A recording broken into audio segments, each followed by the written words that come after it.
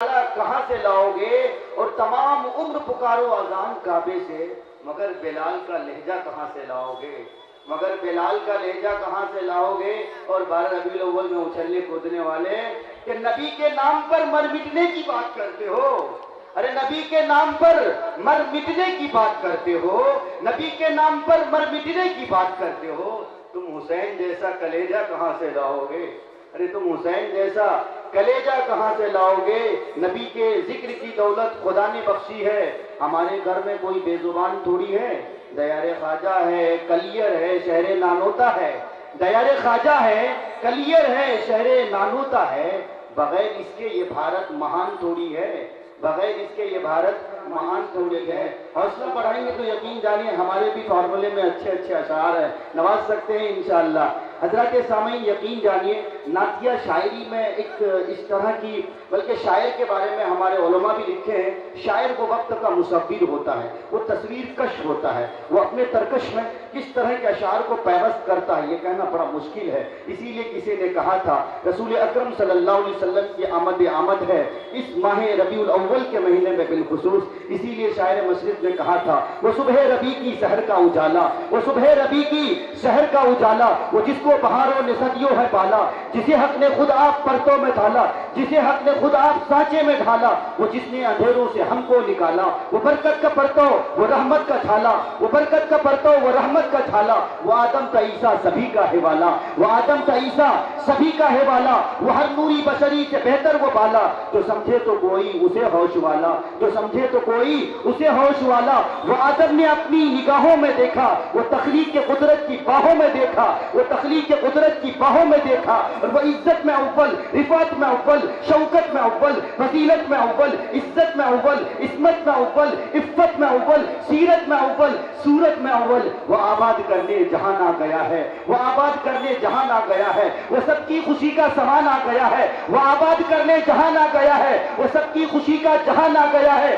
ارے کون آیا کون آیا کون آیا، وہ دیکھو کسرا کی محلیں گرے جا رہے ہیں، یہودی بھی دیکھو مرے جا رہے ہیں، عیسائی بھی دیکھو مرے جا رہے ہیں، اور وہ شامی وہ رومی مرے جا رہے ہیں۔ کون آیا کون آیا، اشعار کو ضائع نہ کیجیے گا۔ جمال معلی کمال تعالی، نگاہوں کی جنت نبوت کا تالا، نبوت کا تالا، جمال معلی کمال تعالی، نگاہوں کی جنت نبوت کا تالا، وہ مقصود کونو مکان آ گیا ہے، حرا سے وہ سوئے پران آ گیا ہے، حرا سے وہ سوئے پران آ گیا ہے، روایت بتانے حسان آ گیا ہے، وہ سارے کا سارا قرآن آ گیا ہے، وہ سارے کا سارا قرآن آ گیا ہے۔ آئیے حضرات سامعین وہ سیرت پاک کہ جس کے گل و نازدین میں ایک زمانے سے ہزاروں افراد عقیدت و محبت کے ہار ڈالتے ہوئے آ رہے ہیں، آج بھی آپ حضرات کی پیشانیاں یہ غمازی کر رہی ہیں کہ اس بھری بزم میں اسی موضوع پر گل افشانی کی جائے۔ تو لیجیے وہ شاہ عرب و عجم جو ایک پھول ہی نہیں بلکہ ایسے گلزیتا ہے،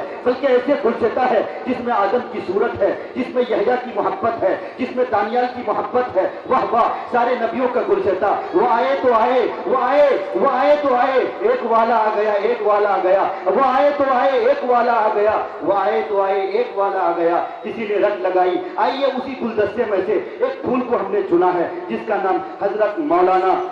اکرم صاحب قاسمی دامت برکاتہم ہے۔ میں ان سے گزارش کروں گا کہ گلدستہ سیرت کو کس طرح موضوع سخن بنایا جائے۔ کسی نے اپنی مجبوری اس طرح ظاہر کی تھی، لا یمکنی ثناؤ کا مکان حقہ بعد از خدا بزرگ تو یہ قصہ مختصر، تو کسی اردو شاعر نے قلم اس طرح توڑا تھا کہ قلم میرا قاصر زباں میری عاجز، محمد کی عظمت بتاؤں میں کیسے، اے محبوب رب امام الرسول وہ فضائل مکمل سناؤں میں کیسے۔ آئیے حضرات طویل وقت کے لیے معذرت خواہ بلا کسی تاخیر و تمہید کے فاضل نوجوان مقرر شیریں بیاں حربی عزیز مقرر گوہر بار خطیب جناب حضرت مولانا اکرم صاحب قاسمی دامت برکاتہم، ان کی دہلیز پر میں یہ شعر رکھتا ہوں کہ علاج پیاس کا دریا کے پاس رہتا ہے، اسی لیے تو سمندر اداس رکھتا ہے، بڑے ہی پیار سے تہذیب دیکھتی ہے انہیں، یہ کون بستی میں سادہ لباس رہتا ہے۔ آئیے اس پر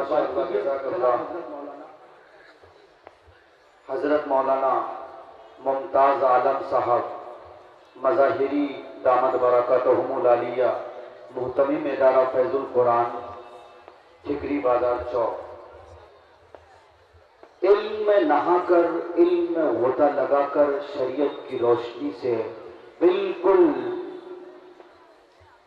ڈوب کر اور پیوست ہو کر اپنی باتیں انہوں نے رکھی، اور یقین جانیے آج مسلمانوں کا جو حال ہے، مسلمانوں کی جو حالت بنی ہوئی ہے، مسلمان جس درد و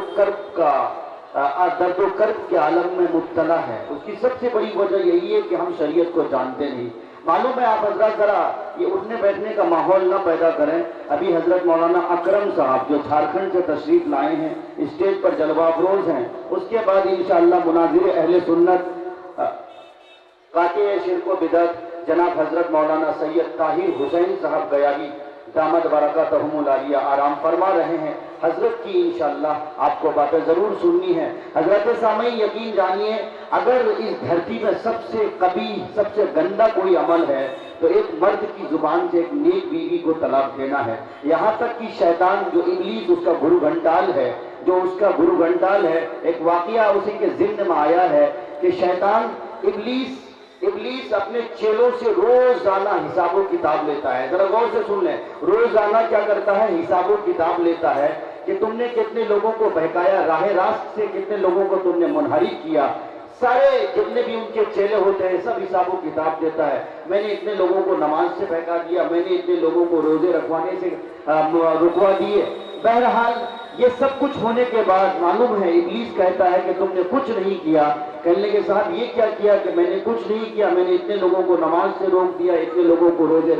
روزہ رکھنے سے رکوا دیے۔ کہنے لگے تم نے کچھ نہیں کیا۔ کہنے لگے صاحب گرو گھنٹال آپ بتائیں آپ نے کیا کیا؟ تو ابلیس نے کہا میاں بیوی کے درمیان محبت سے زندگی گزر رہی تھی، ہم نے دونوں کے درمیان دراڑ پیدا کر دیے، یہی سب سے بڑا کام ہے۔ جڑ کاٹ دو ظاہر ہے شاخیں بھی کٹ جائیں گی۔ تو یہ اسلام کا المیہ ہے، اسلام میں بہت لچک ہے۔ ہمارے یہاں ماؤں بہنوں کو بڑی عزت دی جاتی ہے، لیکن آج مجھے مجبوری کے ساتھ اور یقین جانیے اپنے اندر سے بالکل یہ اعلان کرنا پڑ رہا ہے، ہماری مائیں بہنیں خواتین بیٹھی ہوئی ہیں، لیکن کچھ ماؤں بہنوں کو میں نے دیکھا کہ سڑک پہ ٹہل رہی ہے، اور ہمارے کچھ نوجوان بھی جلسہ دیکھنے کے لیے آتے ہیں۔ آپ ہرگز ایسا نہ کریں واللہ کہ ورنہ یقین جانیے یہ اس طرح کے جلسے اجلاس سے ہمارا کوئی فائدہ نہیں ہوگا۔ جو قوم آئی ہی تھی اس بات کے لیے کہ دوسروں کے لیے ہدایت کا ذریعہ بنے، آج اگر وہ خود سر بدر کے ٹھوکریں کھائے تو کیا ہوگا؟ آئیے حضرات میں انشاءاللہ اس کے بعد آپ کا وقت لوں گا۔ میں اس وقت آپ کے حوالے جناب قاری شمشاد راہی صاحب کو کرنے جا رہا ہوں